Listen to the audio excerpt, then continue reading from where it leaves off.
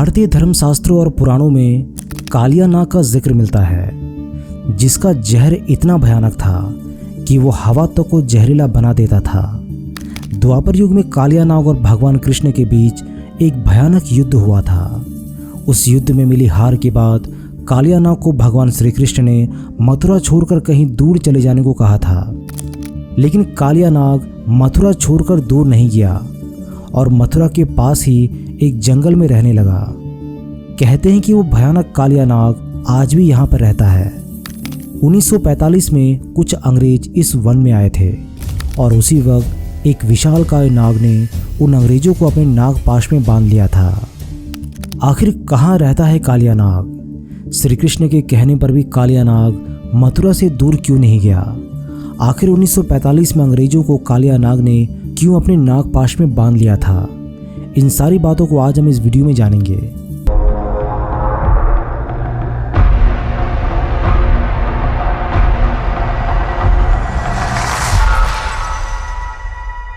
यहाँ एक पत्थर की मूर्ति है जो साक्षात कालिया नाग ही है, क्योंकि भगवान श्री कृष्ण की बात नहीं मानने पर वो यहाँ पर पत्थर का बन गया था। कालिया नाग रूपी ये पत्थर यहाँ पर द्वापर युग से ही मौजूद है। आखिर कालिया नाग यहाँ पर पत्थर का क्यों बन गया? चलिए इसे जानते हैं। पौराणिक मान्यताओं के अनुसार कालिया नाग का स्थान यमुना नदी में था, लेकिन उसके पहले वो समुद्र में रहता था। वहाँ गरुड़ उसे बहुत परेशान करता था, जिसके कारण वो अपनी जान बचाने के लिए यमुना नदी में आकर रहने लगा। उसके करीबन 100 फन थे। उसे अपने विशाल होने का बहुत घमंड था। धीरे धीरे उसके भयंकर विष के कारण पूरी यमुना जहरीली होने लगी। उसका विष इतना भयानक था कि जिससे यमुना का पूरा पानी उसके विष की गर्मी से खौलता रहता था। यहाँ तक कि उसके ऊपर उड़ने वाले पक्षी भी झुलस कर उसमें गिर जाया करते थे। उसका विष पूरे वातावरण में फैल चुका था, जिससे जब भी हवा बाहर आती और तट के घास पात वृक्ष पशु पक्षी आदि का स्पर्श करते, तब वे उसी वक्त मर जाते थे। भगवान कृष्ण एक दिन अपने सखा ग्वाल बालों के साथ यमुना तट पर गए।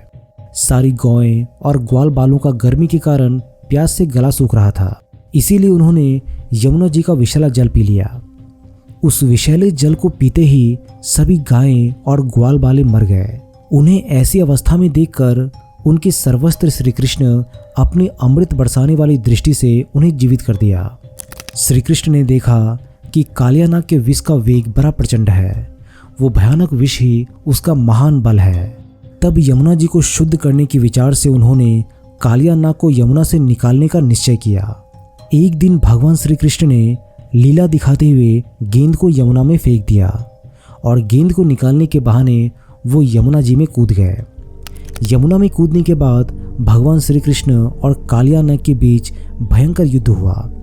श्री कृष्ण ने कालिया नाग को नदी छोड़कर जाने का आदेश दिया, लेकिन वो नहीं माना और उसने श्री कृष्ण पर हमला कर दिया। फिर काफ़ी देर तक श्री कृष्ण और कालिया नाग की जोरदार लड़ाई हुई। कालिया नाग के 100 सिर थे। उसे अपने बल का बहुत घमंड था। वो अपने सिर को कभी नहीं झुकाता था, इसीलिए उसी को भगवान ने अपने पैरों से कुचल डाला। ये जो आप तस्वीर देख रहे हैं, ये भगवान द्वारा कालिया नाग के घमंड को चूर चूर करने का प्रतीक है। इससे कालिया नाग की जीवनी शक्ति छीन हो गई।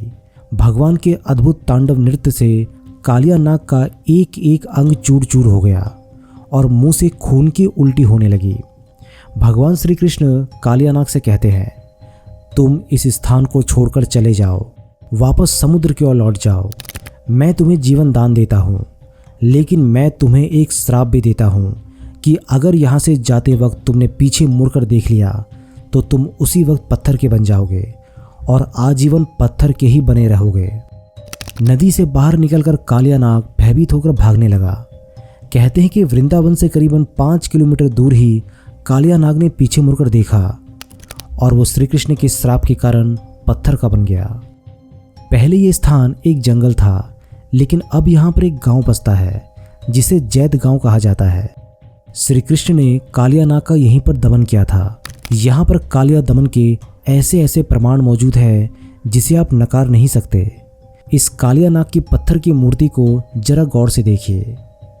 यहाँ के लोगों के अनुसार यहीं पर कालिया नाग ने पीछे मुड़कर देखा था और वो पत्थर का बन गया। कहते हैं कि आज भी इसमें कालिया नाग समाया हुआ है। आपको जानकर यह आश्चर्य होगा कि इस पत्थर पर हमेशा से ही मुगलों और अंग्रेजों की नज़र रही थी। सभी ने कई बार इस कालिया नाग रूपी पत्थर को नष्ट करने की कोशिश की थी, परंतु इस काम में सभी नाकाम हो गए। 1945 में कुछ अंग्रेजों का झुंड जैद गांव के इस इलाके में आया था और जब उनको इस मंदिर के इतिहास के बारे में पता चला तो उन्होंने इस मंदिर की खुदाई करनी शुरू कर दी। वे सभी कालिया नाग की मूर्ति को ले जाने की कोशिश करने लगे। अंग्रेजों ने यहाँ की ज़मीन खोद डाली, परंतु उन्हें कालिया नाग रूपी इस पत्थर का अंत नहीं दिखा, जिसके कारण वो इसे ले नहीं जा पाए। इस पर अंग्रेजों ने गुस्से में आकर कालिया नाग की मूर्ति में कई गोलियां मारी। कहते हैं कि उसी वक्त नागों ने अंग्रेजों को नागपाश में बांध दिया। ये देखकर अंग्रेज घबरा गए।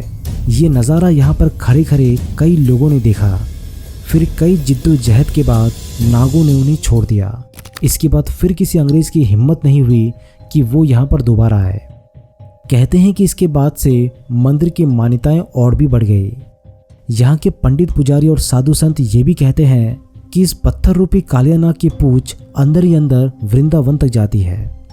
यहाँ पर ऐसे आज भी कई गवाह मौजूद है जो द्वापर युग में श्री कृष्ण और कालिया नाग के बीच हुए भयंकर युद्ध की गवाही देते हैं। दोस्तों, वीडियो बनाते बनाते हमें भी इस जगह पर जाने का मन करने लगा। हम इस जगह का एक व्लॉग ज़रूर बनाएंगे और आप सभी को दिखाएंगे। अगर आप यहाँ पर आना चाहते हैं तो इस वीडियो के डिस्क्रिप्शन बॉक्स को चेक ज़रूर कीजिएगा। वहाँ पर हमने आप सभी के लिए इस जगह पर आने का एड्रेस दे दिया है। वीडियो अच्छा लगी तो वीडियो को लाइक, शेयर और चैनल को सब्सक्राइब करना मत भूलिएगा। मैं बहुत जल्दी मिलता हूँ आप सभी के साथ एक नए वीडियो में। तब तक के लिए नमस्कार।